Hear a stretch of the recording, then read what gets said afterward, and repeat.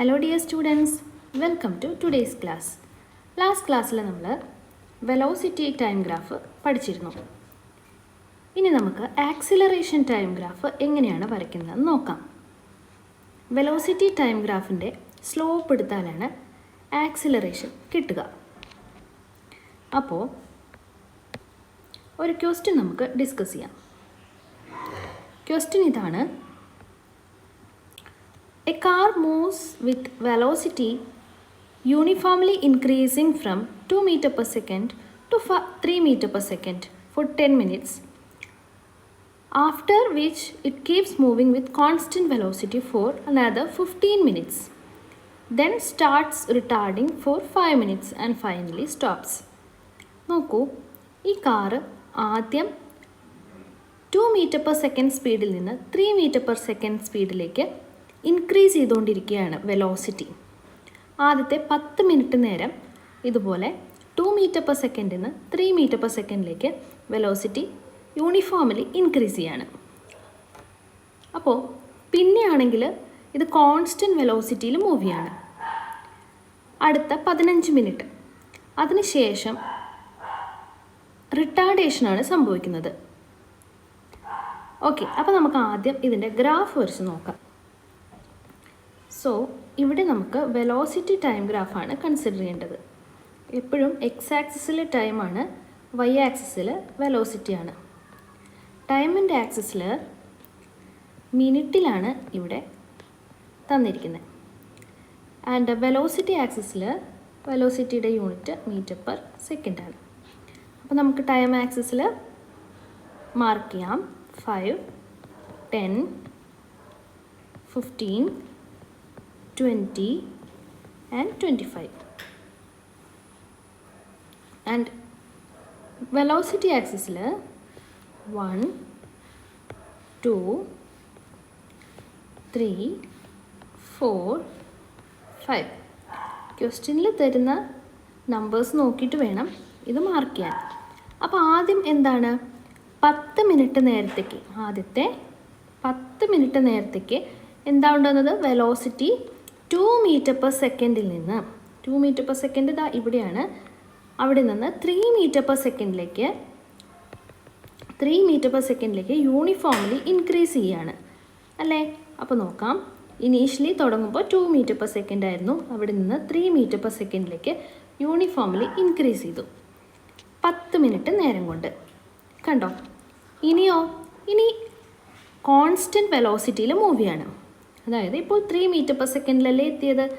ഇനി അങ്ങോട്ടേക്ക് 15 മിനിറ്റ് നേരത്തേക്ക്, 15 എന്ന് വെച്ചാൽ എവിടം വരെയാ, 5 മിനിറ്റ്, 10 മിനിറ്റ്, 15 മിനിറ്റ്, 15 മിനിറ്റ് നേരം വരെ ഇതേ വെലോസിറ്റിയിൽ, കോൺസ്റ്റൻറ്റ് വെലോസിറ്റിയിൽ മൂവ് ചെയ്യാണ്. ഇനി അതിന് ശേഷം എന്താ സംഭവിക്കുന്നത്, ഇനി അടുത്ത 5 മിനിറ്റ്, അപ്പോൾ ഇവിടെ 30 വേണം, 30, അടുത്ത 5 മിനിറ്റ് നേരം റിട്ടാർഡ് ചെയ്തിട്ട് സ്റ്റോപ്പ് ചെയ്യുകയാണെന്ന് പറഞ്ഞാൽ വെലോസിറ്റി 0ലേക്ക് വരികയാണ്. 5 മിനിറ്റിന് ശേഷം ഇവിടെ സ്റ്റോപ്പ് ചെയ്യാണ്. അപ്പോൾ ഇവിടെ നിന്ന് 5 മിനിറ്റ് കൊണ്ട് ഈ കാറ് 0 വെലോസിറ്റിയിലേക്ക് വന്നു. സ്റ്റോപ്പ് ചെയ്യാന്ന് പറഞ്ഞാൽ എപ്പോഴും വെലോസിറ്റി 0 ആവാമെന്നാണ് അർത്ഥം.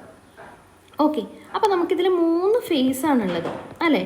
ആദ്യം 0 to 10 മിനിറ്റ്, പിന്നെ 10 മിനിറ്റ് to 25 മിനിറ്റ്സ്, പിന്നെ 25 to 30 minutes.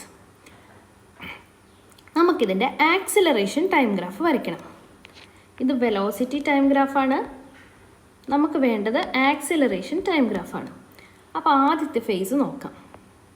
Okay, 0 to 10 minutes, 0 to 10 മിനിറ്റ്സിൽ എന്താണ് സ്ലോപ്പ് എന്ന് അറിയാലോ.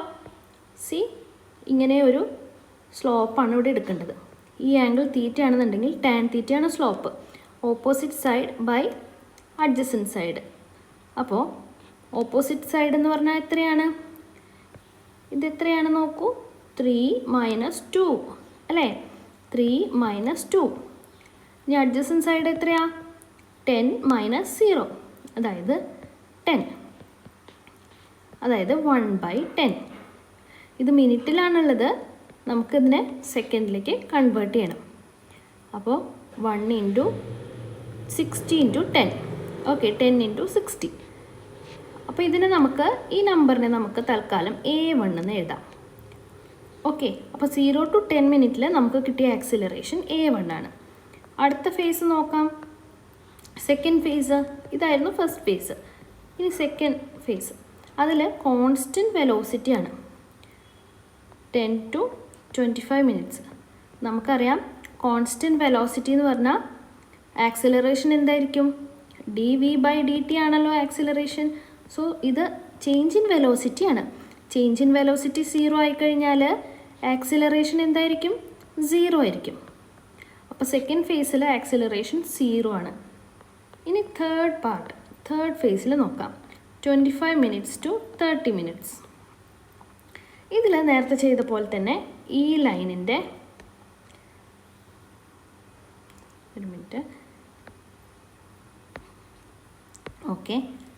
ഈ ലൈനിൻ്റെ ഈ റിട്ടാർഡേഷൻ്റെ സ്ലോപ്പ് എടുക്കണം. നമ്മൾ കഴിഞ്ഞ ക്ലാസ്സിൽ പറഞ്ഞിരുന്നു, ഗ്രാഫ് ഇങ്ങനെ റിട്ടാർഡ് ചെയ്യുകയാണെന്നുണ്ടെങ്കിൽ സ്ലോപ്പ് എന്തായിരിക്കും? നെഗറ്റീവ് ആയിരിക്കും അല്ലേ? നെഗറ്റീവ് ആയിരിക്കും. അപ്പോൾ അതും y/x ആണ്. സ്ലോപ്പ് എന്ന് പറഞ്ഞാൽ y/x ആണ്. y എന്ന് പറഞ്ഞാൽ ഈ ഒരു ഹൈറ്റ്, അതായത് 3 -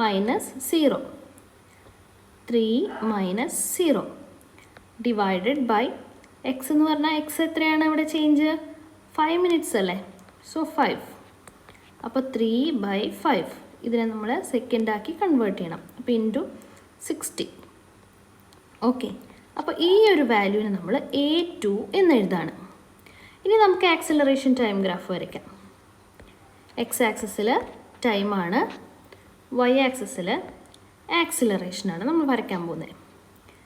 അപ്പോൾ നേരത്തെ അതേ സ്കെയിൽ നമുക്ക് മാർക്ക് ചെയ്യാം. 5, 10, 15, 20, 25, 30. ഓക്കെ, ആക്സിലറേഷൻ വൈ ആക്സിസിലാണ് മാർക്ക് ചെയ്തിരിക്കുന്നത്. ഇനി നമുക്ക് നോക്കാം. 0 to 10 മിനിറ്റ് എന്ന് പറഞ്ഞു കഴിഞ്ഞാൽ A1 ആണ് ആക്സിലറേഷൻ. അപ്പോൾ 0 to 10 മിനിറ്റിൽ എവിടെയായിരുന്നിരിക്കട്ടെ? A1. അപ്പോൾ 0 to 10 മിനിറ്റ് വരെ ആക്സിലറേഷൻ A1 ആണ്. കണ്ടിന്യൂസ് ആയിട്ട് A1 ആണ് 10 മിനിറ്റ് വരെ. 10 മിനിറ്റ് ശേഷം 20 മിനിറ്റ്സ് വരെ ആക്സിലറേഷൻ 0 ആണ്. Suddenly drops to 0 till 25 seconds. ഇവിടം വരെ 0 ആണ് ഗ്രാഫ്. ഓക്കെ, അപ്പോൾ ഗ്രാഫ് ഇങ്ങനെ വന്ന് ഇവിടെ ഡ്രോപ്പ് ചെയ്ത് ഇനി 0-ൽ പോയി 25 മിനിറ്റ്സ് വരെ. അത് കഴിഞ്ഞിട്ടോ 25 to 30 എത്രയാണ്? A2 ആണ് വാല്യൂ. -A2 ആണ് വാല്യൂ. ഇവിടെ മൈനസ് ഉണ്ട്. നമ്മൾ നേരത്തെ പറഞ്ഞായിരുന്നു ഗ്രാഫ് ഇങ്ങനെ താഴോട്ടാണ് വരുന്നതെന്നുണ്ടെങ്കിൽ ഇവിടെ മൈനസ് ആണ് വാല്യൂ. ഓക്കെ, വൈ ആക്സിസിൽ വാല്യൂ മൈനസ് ആണ്. So -A2. 25-ൽ വാല്യൂ മൈനസ്. അപ്പോൾ ഈ ഗ്രാഫ് താഴോട്ടും വരയ്ക്കണം. ഓക്കെ, അപ്പോൾ ഇതാണ് A2 എന്നുണ്ടെങ്കിൽ മൈനസ് വാല്യൂ ഇവിടെ ഇങ്ങനെയാണ് ഗ്രാഫ് വരുന്നത് up to 30. So acceleration time graph കണ്ടല്ലോ. ഇവിടെ പോയി നേരെ പോയി ഇങ്ങനെ. ഇതാണ് ആക്സിലറേഷൻ ടൈം ഗ്രാഫ്. അടുത്തതായിട്ട് area under velocity time graph എന്താണെന്ന് നോക്കാം. Area under velocity time graph V T ഗ്രാഫിൻ്റെ ഏരിയ അണ്ടർ ദി കേർവ് എന്താ തരുന്നത്? അത് ഡിസ്പ്ലേസ്മെൻ്റ് ആണ് തരുന്നത് അല്ലേ? ഡിസ്പ്ലേസ്മെൻ്റ് ആണ് നമുക്ക് കിട്ടുന്നത്.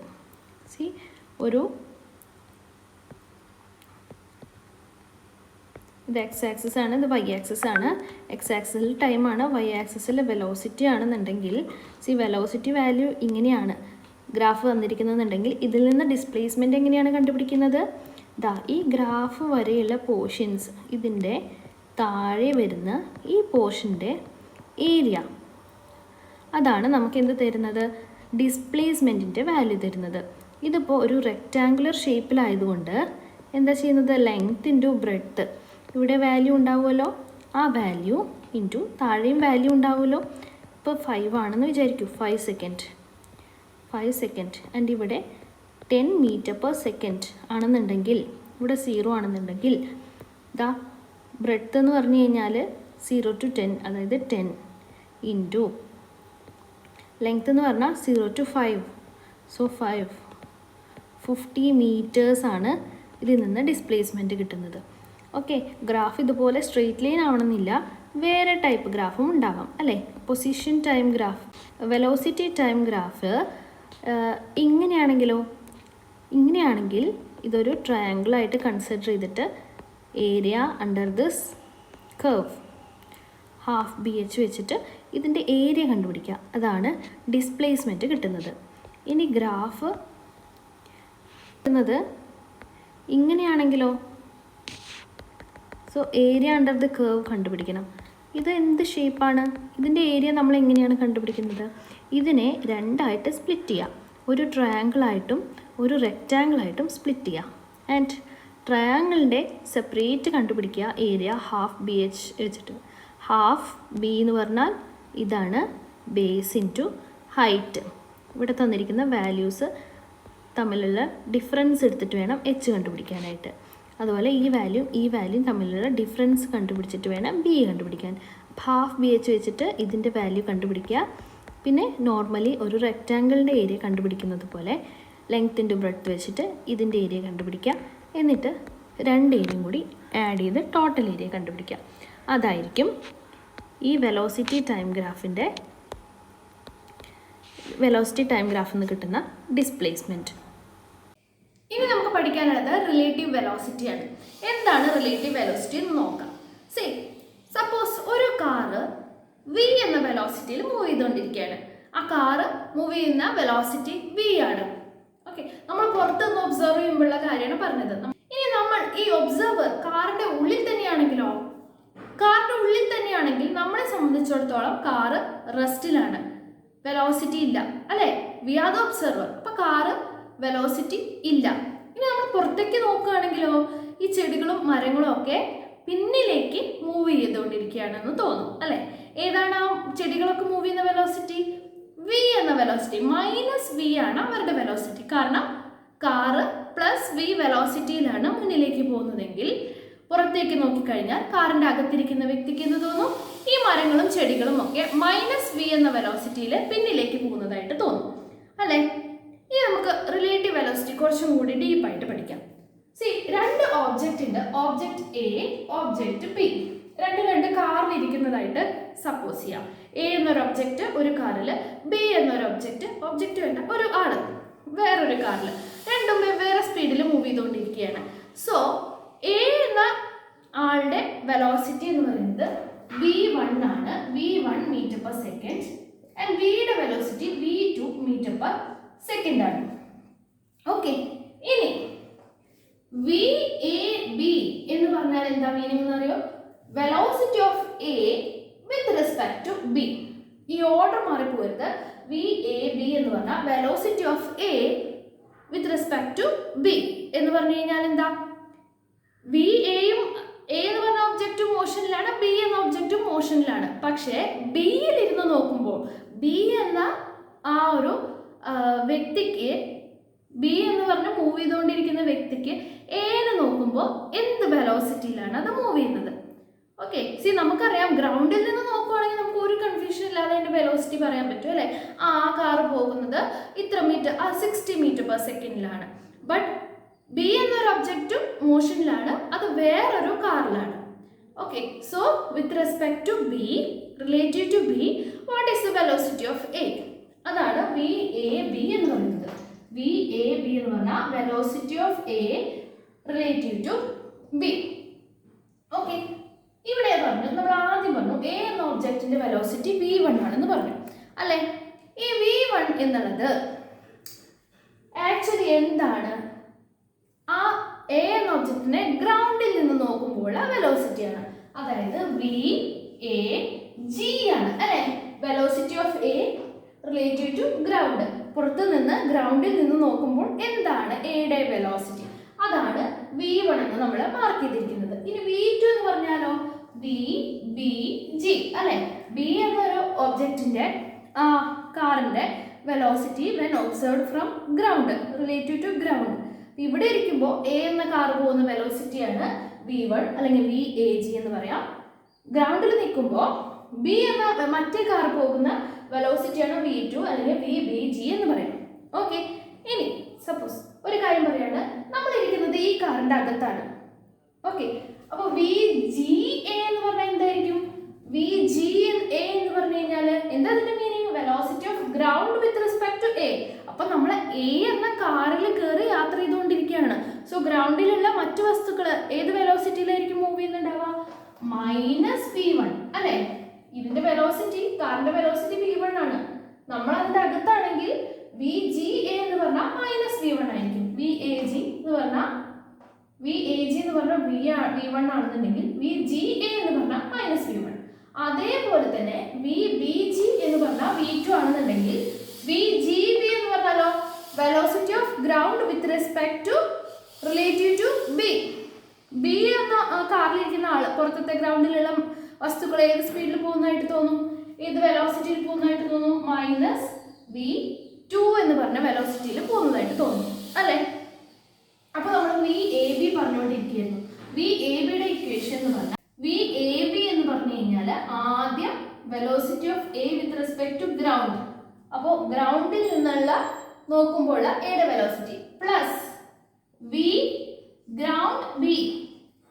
ഈ ബിയിലിരിക്കുന്ന ഒരു വ്യക്തി 3 സ്റ്റെപ്പാണ് ഇവിടെ ഉള്ളത്. A with respect to ground ആണ് VAG എന്ന് എഴുതിയത്, പ്ലസ് VGB. ബി എന്നുള്ള കാറിലിരിക്കുന്ന ആള് സംബന്ധിച്ച് ഗ്രൗണ്ട് എത്ര പിന്നിലേക്കാണ് പോകുന്നത്. ഇത് രണ്ടും കൂട്ടുമ്പോഴാണ് നമുക്ക് നോക്കൂ VAG GB. അങ്ങനെയാണ് VAB കിട്ടുന്നത്.